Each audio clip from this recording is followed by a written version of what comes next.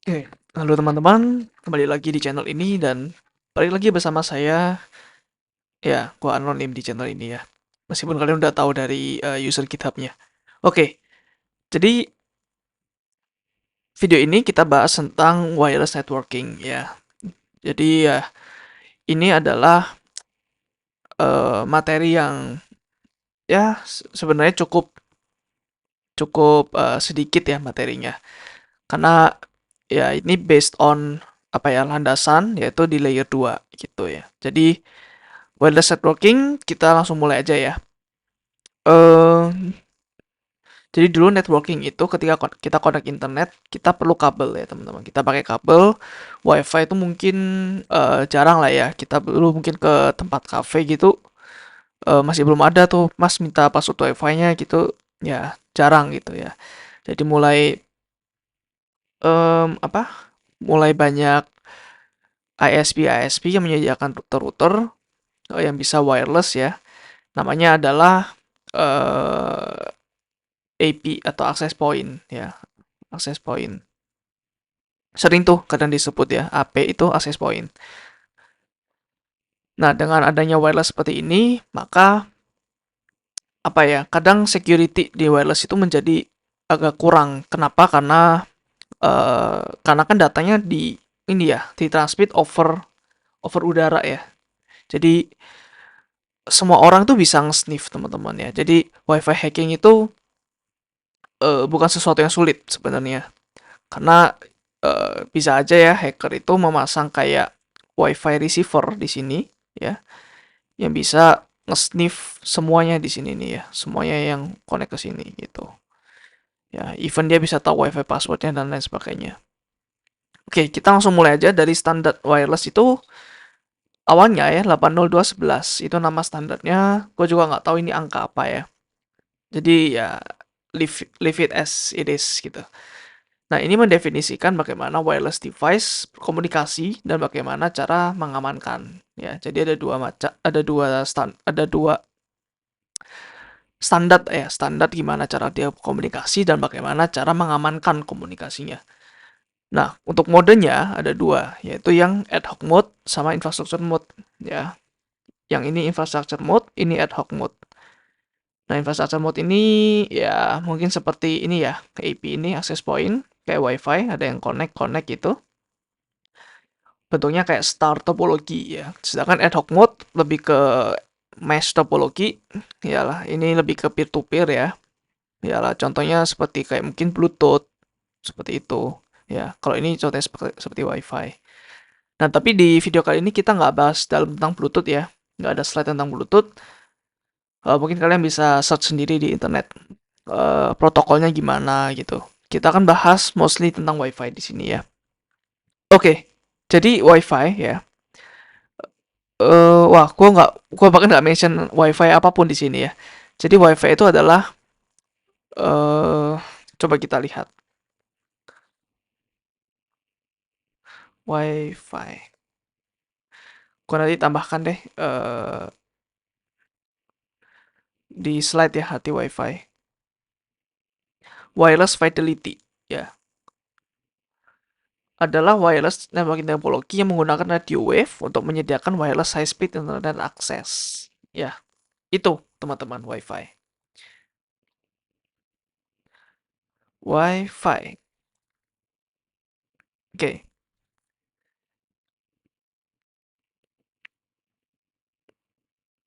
maaf ya teman-teman ya. Kadang ya gitu, karena mungkin agak cepat-cepat bikinnya.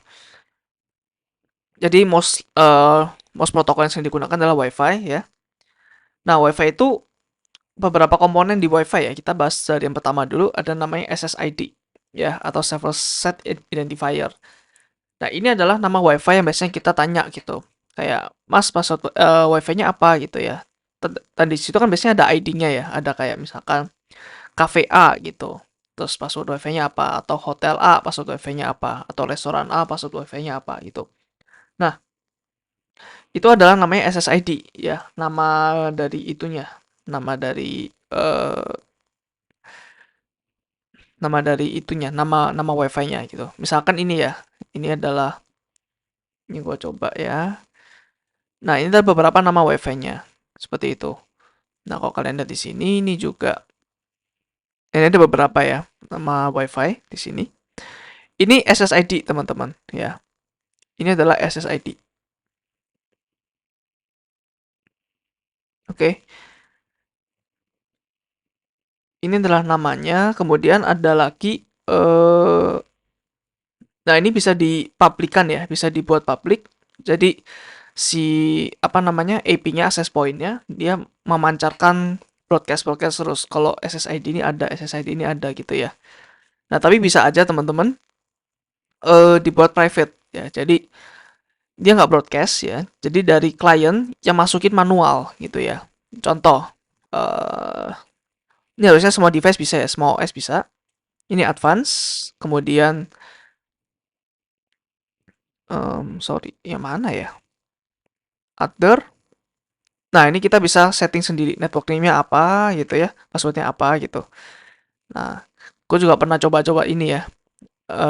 Dulu ada WiFi di kosan teman gue juga seperti ini bentuknya. Jadi pertama gue bingung, loh ini nggak ada WiFi-nya. Oh ada ternyata. Jadi kita masukin manual network name di sini.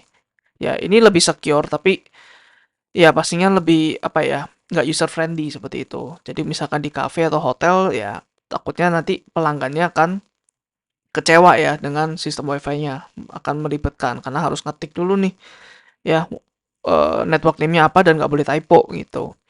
Ya, so itu SSID teman-teman ya, Server Set Identifier. Kemudian ada lagi namanya BSSID ya, atau Basic Service Set Identifier ya.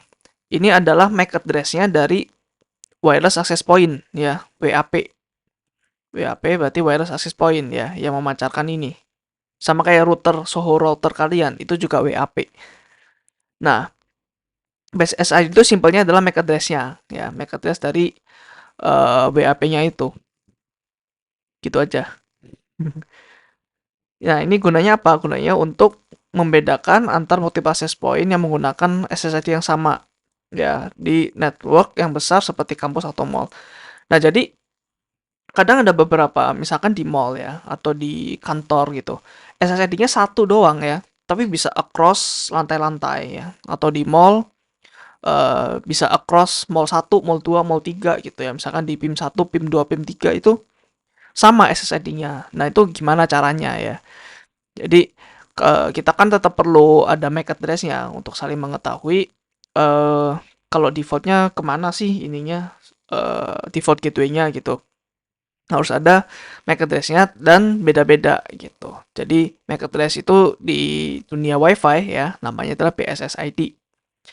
Kemudian ESSID ya, itu adalah SSID juga, tapi ini digunakan ketika ada multiple access point ya, multiple WAP, beberapa WAP yang di setup sedemikian rupa untuk memanage network yang sama di area yang lebih gede.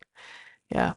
Jadi ya seperti tadi ya, contohnya misalkan di kantor across lantai itu sama semua namanya.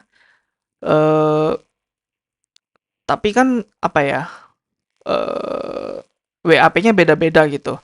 Tapi mereka bisa connect di dalam satu network yang sama ya, meskipun WAP-nya beda. Ya, meskipun ini beda dia bisa connect ke ini yang sama gitu, ke network yang sama. Mirip-mirip seperti VLAN ya, teman-teman, virtualan. Jadi di dua switch yang berbeda tapi dia nanti bisa saling berkomunikasi gitu ya antara satu switch sama switch yang lain ya pakai trunk. Tapi kalau di sini sih nggak ada istilah trunk ya. Jadi adanya ESSID.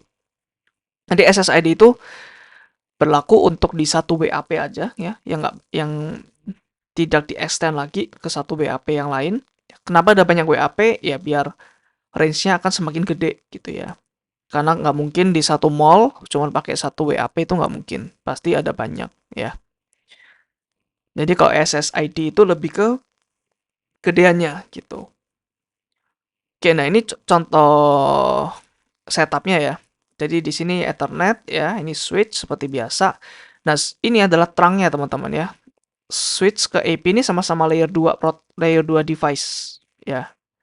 Ini baru layer 3-nya di sini nih. Nah, di sini mungkin ada VLAN-VLAN-nya gitu ya.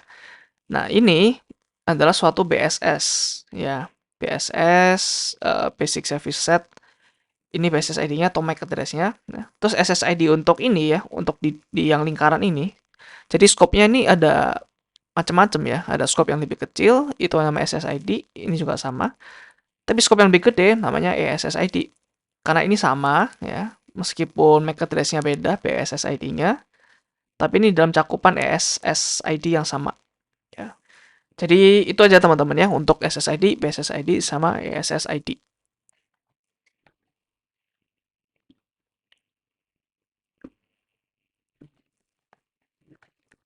Oke, kita lanjut channel. Nah, WiFi itu juga punya channel, jadi ada yang 2,4 GHz ya, gigahertz sama 5,0 GHz. Nah, jadi kalau kalian belum tahu apa artinya, ini artinya adalah frekuensi ya, dimana ini adalah sebuah wave ya, gelombang ya. Jadi kan WiFi itu pakai gelombang elektromagnetik teman-teman, sama seperti seluler ya.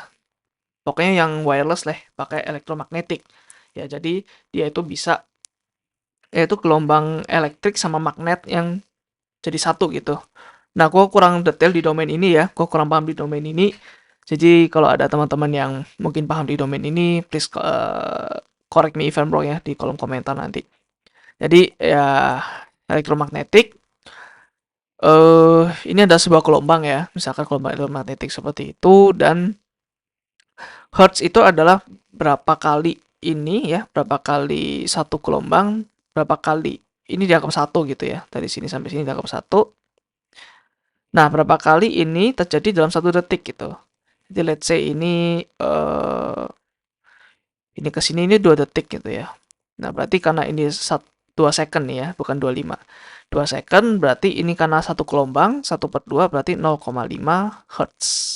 Ya. Nah, sedangkan ini 2,4 GHz berarti 2,4 GHz kan 1000 ya satuannya ya. Berarti 2400 Hz. Ya, berarti 1 detik 1 detik itu ada 2000 ya, berarti 1 detik ada 2400 ini ya gelombang. Terus ada lagi yang WiFi yang beroperasi di 5 GHz ya elektromagnetiknya, frekuensinya. Nah, kemudian eh dua WAP yang deketan itu nggak boleh memakai channel yang sama seperti 667. Nah, ini kan frekuensi ya. Terus channel itu apa ya? Jadi channel itu satu frekuensi dibagi beberapa channel gitu. Ada 1 sampai let's say ini 14 ya di gambar ini. Nah, di sini ada kemudian satu itu mungkin dari sekian ya, dari 2,4 sampai sekian. Jadi 2,4 ini nggak pas 2,4. Jadi bisa agak atas dikit ya, 2,4 mungkin sampai 2,5 GHz. Jadi di satu ini ya, ini channel 1 dia beroperasi dari sini sampai sini ya, karena namanya elektromagnetik dia nggak bisa pasti ya, pasti di gigahertz ini gitu.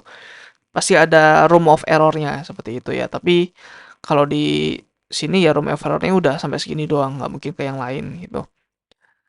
Nah, kemudian yang 2 sekian, yang 3 sekian, dan seterusnya.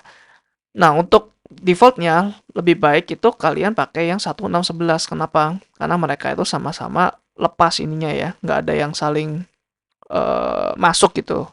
Jadi let's say satu pakai 4, satu pakai 1, satu pakai 4 gitu ya. Nah, kadang at some point ada yang bertabrakan di sini ya, takutnya nanti ya collision datanya nggak bisa kekirim dengan baik. Jadi better dibuat pisah-pisah seperti ini supaya nggak ada intervene ya antara satu channel sama channel yang lain. Nah, alasan dibuat 2,4 GHz sampai 5 GHz gue kurang tahu ya. Tapi sepertinya karena ada alasan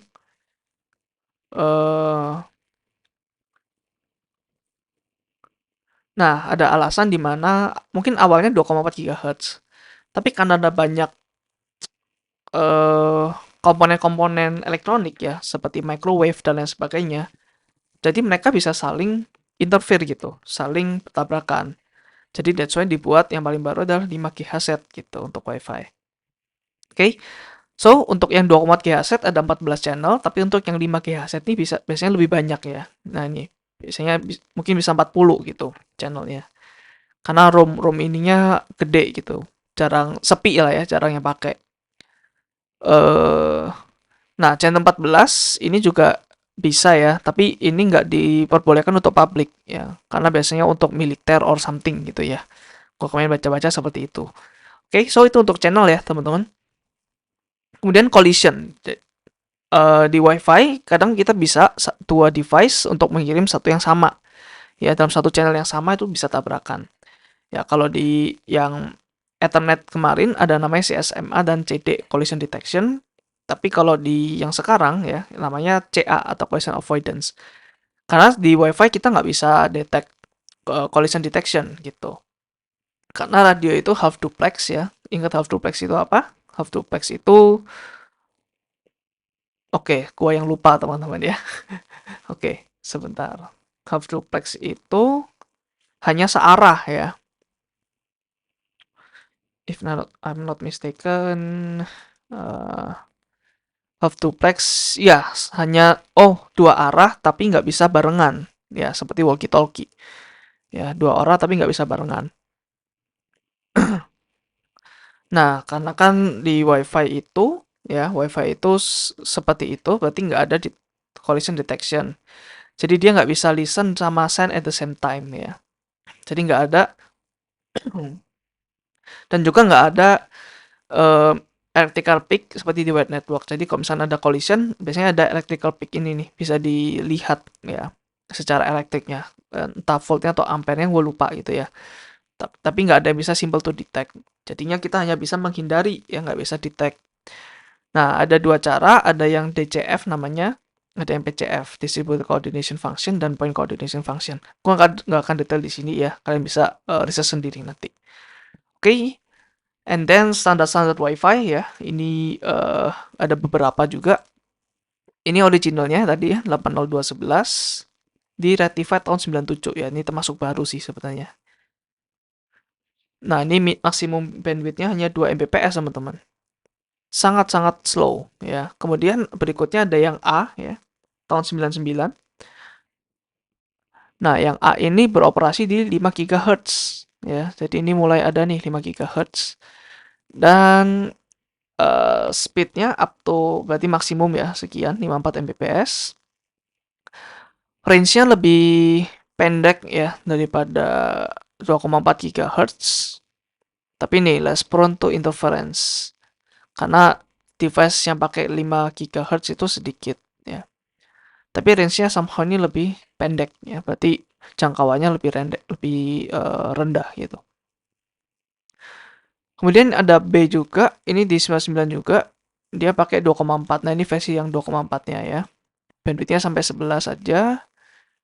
Range-nya better, tapi lebih gampang interference. Ya, make sense ya. Karena microwave sama dan lain sebagainya. Kemudian ada yang G ya. G itu diratifikasi tahun 2003.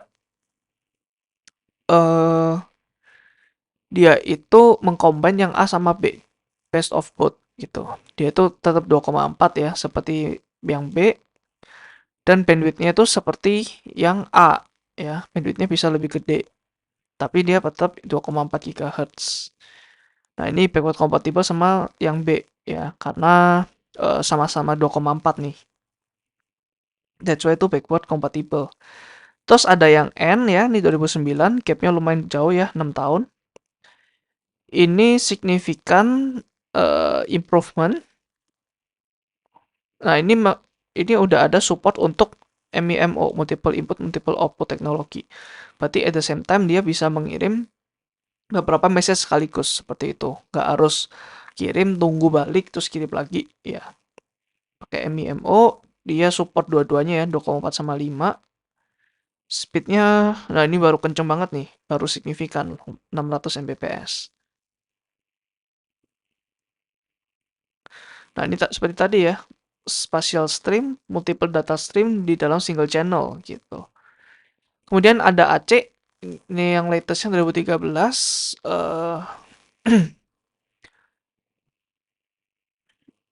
Ini MIMO-nya lebih diperbaikin, ya improvement lah ya dari sebelumnya. Nah, ini beroperasi di 5 GHz ya. Nah, ini satu Kbps nih ya, dari 600 ke 1 Kbps.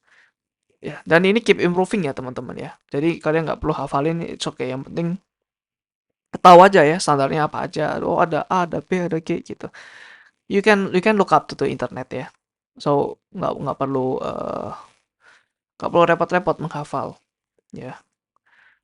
Wireless security ya, security tadi ya yang gue bilang sangat-sangat menjadi concern di dalam wireless.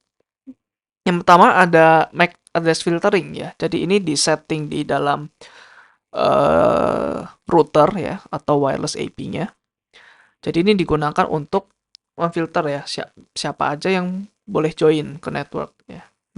MAC address siapa aja yang boleh join. Ya karena eh, siapapun bisa ya eh, kalau ini suatu wireless AP ya hacker ya siapapun bisa connect ke sini gitu. Tapi kalau dibatasin MAC address apa aja yang bisa diperbolehkan masuk, ya ini akan menjadi satu tembok lagi bagi hacker. Meskipun temboknya gampang dijebol ya, MAC address itu gampang banget tuh di-spoof teman-teman untuk dipalsukan. Kemudian ada lagi ya, ini namanya WPS atau Wi-Fi Protected Setup. Jadi kan sekarang kalau kita connect WiFi kita masukin ini ya password ya. Kalau dulu itu ada yang namanya WPS, nggak tahu sekarang sering dipakai atau enggak. Nah, ini gunanya untuk connectin AP ini dengan device-device yang lain ya, yang nggak ada interface-nya. Contoh seperti printer gitu. Nah, ini printer biasanya ada tombol WPS-nya juga nih di sini. Nah, nanti di sini ada tombol WPS-nya juga ya. Nanti sama-sama diklik, terus connect gitu ya. Atau mau lebih secure lagi nanti ada pin-nya ya. Di sini ada pin, terus di sini mungkin ntar masukin pin di printernya. Terus kalau pinnya sama ini saling connect gitu. Yaitu WPS ya ditujukan untuk user-user yang ini, yang mau yang gampang aja, very easy for devices to join ya. Tapi nggak perlu security yang muluk-muluk gitu. Terus authentication ya di wireless security itu di wireless ya. Itu kadang bisa juga kita kan masukin password. Nah, bisa aja local authentication di mana di WAP-nya itu disimpan database kecil-kecilan lah ya, username sama password. Of course di hash juga ya passwordnya. Atau menggunakan radio server ya. Jadi nanti wireless itu ada dua ya, ada yang personal, ada yang enterprise. Kalau enterprise nanti autentikasinya ya, dia pakai radio server. Ya, kita udah pernah belajar ini ya, radio server. Pakai protokol namanya EAP. Ya, gua nggak akan detail di EAP ya teman-teman. Mungkin bisa nanti explore sendiri ya, EAP itu apa. Mungkin akan gua detailkan di modul cyber security. Ya, oke. Kemudian ini data encryption ya. Wireless harus pakai encryption. Jangan pernah ya, tapi kita nggak pernah develop ini teknologinya dari nol sendiri sih ya. Tapi di pikiran engineer pasti nggak mungkin ya di wireless ininya tidak dienkripsi ya, pasti dienkripsi. Tapi mungkin key-nya aja yang rusak gitu ya. Key-nya sangat-sangat bermasalah gitu atau algoritmanya. Tapi by design in mind tetap harus dienkripsi ya. Nah, yang paling jadul ya ada namanya WEP dulu ya protokolnya. Jadi ini key-nya hanya 40 bit, gampang dihack ya. Apalagi untuk komputer zaman sekarang itu gampang dihack dalam hitungan menit. Kemudian WPA ya, Wi-Fi Protected Access. Nah, ini encryption yang lebih stronger. Dia menggunakan key yang namanya TKIP atau Temporal Key Integrity Protocol. Security issue masih menjadi concern di sini ya, karena sama gampang dihack juga gitu. Kemudian ini WPA2, nah ini baru lumayan secure ya, dia pakai AES untuk encrypt ya. BTW AES ini sebuah encryption protokol ya, encryption standard yang sampai sekarang pun masih uh, top top of mind-nya ya. Digunakan di militer-militer biasanya ya. Jadi ini very secure WPA2 secara encryption ya, secara teknologi ya. Terus ada lagi mix ya. Jadi mix ini biasanya gunanya ini gabungan dari yang ini ya, WPA sama WPA2. TKIP sama AES gunanya untuk apa sih dibuat mix? Untuk compatibility issue. Karena device yang di bawah 2006 dia nggak bisa nge-support AES protokol ya. TKIP bisanya. Tapi lebih less secure daripada WPA 2 doang. Ya, jadi kalau bisa ya, kalau kalian punya router atau WiFi atau wireless AP ya, kalian setting ini hanya WPA 2 ya. Unless kalian punya device-device yang mungkin ini under 2006. Ya, kalian bisa pakai yang mix ini. Tapi kalau nggak ada, just go yang WPA 2 ya. Kemudian WPA 3 ini yang paling baru ya. Gua nggak tahu ini apa namanya, udah widespread atau belum. Sepertinya belum ya. Gua cek di router WiFi kosan gua nih belum ada gitu. Ini adalah next generation of wireless security ya, 2018 nih diintroduce-nya. Jadi kalau protokol tuh kayaknya perlu banyak waktu ya, banyak waktu untuk bisa diproduksi secara massal ya, bisa dipakai secara massal. Jadi autentikasinya lebih robust, tapi gua nggak tahu detailnya seperti apa, dan dia mensupport juga password guessing attempt ya. Jadi dia nggak bisa brute force. Ketika brute force salah, ya udah diblok gitu ya. Mungkin MAC address kalian diblok gitu. Nah di sini ada link ya. Gua udah lupa ini linknya kemana gitu. Coba kita lihat dulu ya. Linknya dia ke Hello everyone. Oke, beberapa ini dijelaskan ya. Nanti aku akan tahu di description. Jadi ini semuanya akan dijelaskan di link tadi. Oke, ini contohnya ya. Ketika gua buka router ya. Ini dia masih ada WPS, Wi-Fi Protected Setup, dan ini enabled ya. Kalau kalian nggak pakai, please di disable aja ya. Takutnya ada hacker juga, dan ini easily get hack ya, gampang di hack seperti itu. Nah, ini contoh ya. Di sini ada button WPS, printer juga nanti ada button WPS, sama-sama diklik gitu ya, sama-sama dipencet. Terus ini yang contohnya MAC filtering ya, MAC address filtering.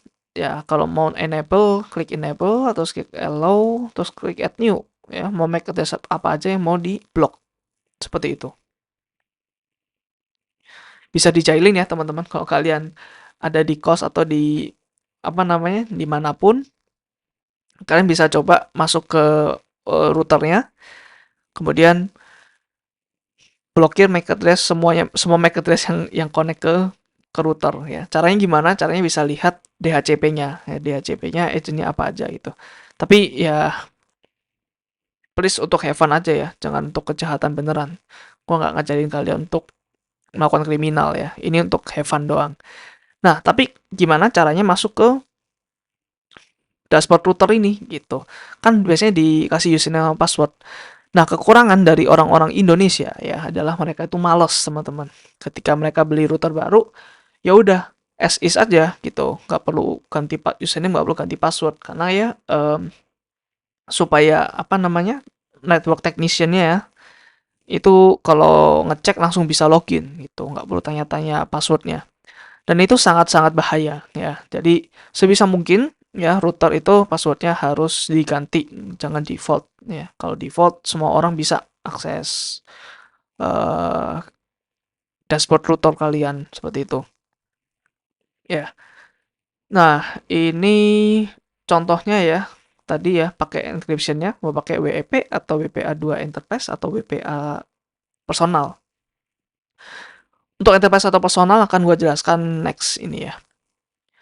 Nah, jadi wireless itu ada personal, ada enterprise ya. Personal tuh seperti tadi ya, seperti yang ini authentication-nya dia lokal, hanya di device itu aja. Tapi kalau enterprise ya, nah, enterprise itu dia ada radio servernya. Ya, bedanya hanya itu aja sebenarnya, personal sama enterprise. Nah, di sini ada enterprise wireless ya. Nah, ini enterprise wireless seperti tadi. Ini ada server IP-nya ya, radiusnya berapa? Radius server IP, radius port, radius password ya. Dia pakai radius kalau enterprise.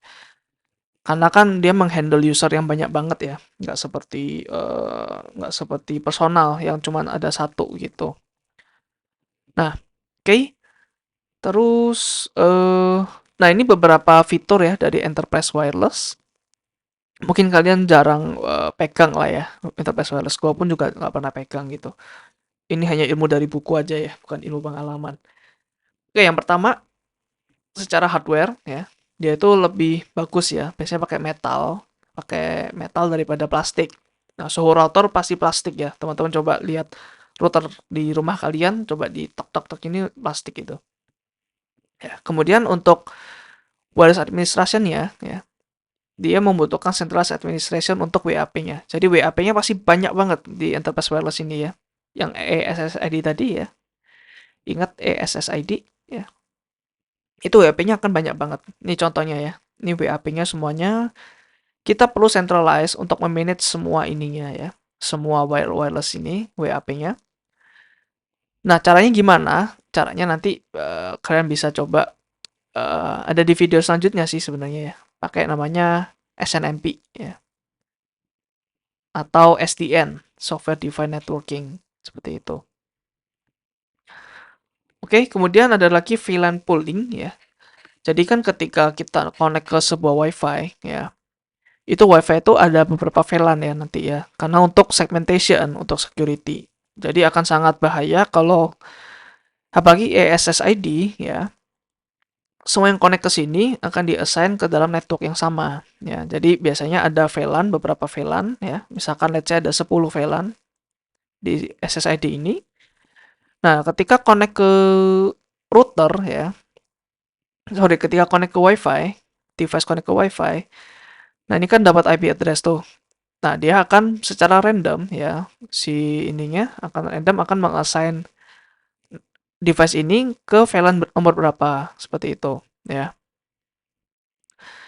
Ke random VLAN number. Jadi namanya VLAN pooling. Jadi dia ada pool ya, ada beberapa stok VLAN ya. Ketika dia connect, oke, gua kasih lu VLAN, misalkan VLAN kelima seperti itu ya. Terus teknologi baru ya, namanya Power over Ethernet. Ini juga sering di-mention ya sebenarnya. Nggak hanya di enterprise wireless ya sebenarnya. Bisa di device-device yang lain. Device wireless ini ya, enterprise device wireless biasanya ditaruh di lokasi yang aneh gitu. Nggak seperti Soho router. Soho router kan biasanya cuma ada di atas lemari atau ditempel di tembok gitu ya. Tapi kalau secara enterprise yang ada di mall atau di office ya biasanya ada di ceilings ya, di atap. Jadi memprovide electrical power itu nggak gampang ya. Karena ada dua kan, ada kabel untuk data, ada kabel untuk power gitu. Nggak gampang. Nah, dengan adanya teknologi ini ya, Power over Ethernet, ini bisa menggunakan kabel yang sama untuk kasih power dan untuk nge-send data. Ya, tapi device-nya harus support Power over Ethernet. Seperti itu teman-teman ya. Oke, terus mungkin satu lagi yang gue lupa taruh, namanya adalah captive portal ya. Habis ini gue akan taruh deh, ya, captive portal. Jadi captive portal itu ketika kita connect ke WiFi ya, mungkin kita sering sih connect ke WiFi misalkan hotel nih ya, sering kali ya. Kita connect ke hotel, kemudian hotel tersebut ya, kok hotel tersebut. Kemudian device kita ya, tulisannya udah connected, tapi mungkin mungkin tulisannya belum connected to internet ya. Tulisannya udah connected ke WiFi tapi nggak ada internet. Kemudian nggak lama atau ketika kita membuka coba-coba ya buka YouTube atau apapun ke internet, tiba-tiba kita di redirect ke sebuah browser ya, misalkan Chrome atau lain sebagainya. Nah, kita akan disajikan dengan suatu website hotelnya biasanya ya, untuk melakukan login ya. Ini contohnya ya, coba Captive Portal. Nah, customize login page ya, biasanya seperti ini ya, username, password, dan lain sebagainya. Contohnya seperti ini gitu. Nah, itu dia jauh lebih aman ya, karena dia itu punya ada username sama passwordnya. Beda seperti WiFi yang biasa. WiFi biasa tuh nggak ada username. Jadi hanya password doang. Jadi ini bisa melakukan username sama password. Ya. eh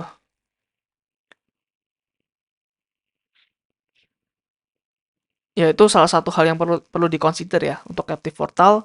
Tapi untuk wireless AP-nya dia harus support ini Captive Portal dan kayaknya nggak murah deh ya untuk eh, wireless access point yang bisa mempunyai kapabilitas ini gitu. Karena dia harus punya database yang gede ya untuk nyimpan setiap username password ya. Kalau misalkan yang biasa kan dia hanya perlu password aja dan mungkin password itu akan dijadikan key ya untuk shared shared key antara eh, untuk encryption ya antara si router sama eh, device kita gitu. Tapi kalau di sini ada username sama passwordnya gitu ya. Dan dia nggak harus enterprise ya, bisa aja personal nih, bisa aja nih disimpan di lokal semua gitu. Atau kalau di enterprise juga bisa ya pakai radio server tadi.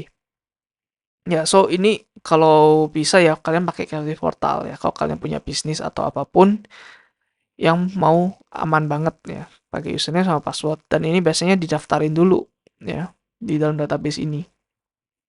So, itu untuk Captive Portal. Terus gimana caranya untuk ini? Gimana caranya redirect ya? Karena kan kalau kita connect ke WiFi, tiba-tiba redirect, padahal kita nggak buka browser. Nah, itu kadang di masing-masing device kalian ya. Ini beda-beda ya caranya ya bagi Mac, Windows, Android, iOS.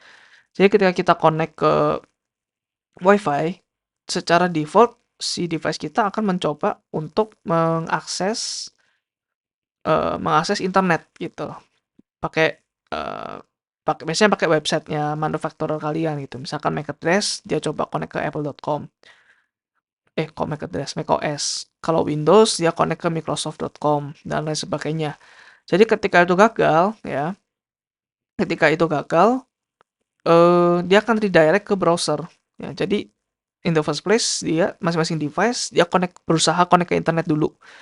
Meskipun kita dari awal nggak pengen connect ke internet. Ya, kenapa hal tersebut bisa terjadi? Kenapa di redirect? Karena DNS dari router itu ya yang memaksa kita untuk harus login dulu ya. Jadi nanti MAC address kita di whitelist dulu ya. Sorry, di blacklist dulu. Kemudian kalau kita login baru dibuka tuh blacklistnya ya. So itu teman-teman untuk wireless ya. Nggak banyak sih, tapi banyak teorinya ya dan banyak hal-hal yang sorry to say gue nggak kurang kurang mendalami untuk WiFi ini karena gue kurang berpengalaman ya dalam men-setting WiFi. Tapi gue berusaha sebisa mungkin ya teman-teman. So itu aja untuk video kali ini. Thank you udah nonton sampai akhir dan kalau kalian terbantu dengan konten-konten ini dan ini mensupport kami di channel ini, gue taruh link untuk supportnya di kolom deskripsi ya. So thank you. Sampai jumpa di video selanjutnya. Bye.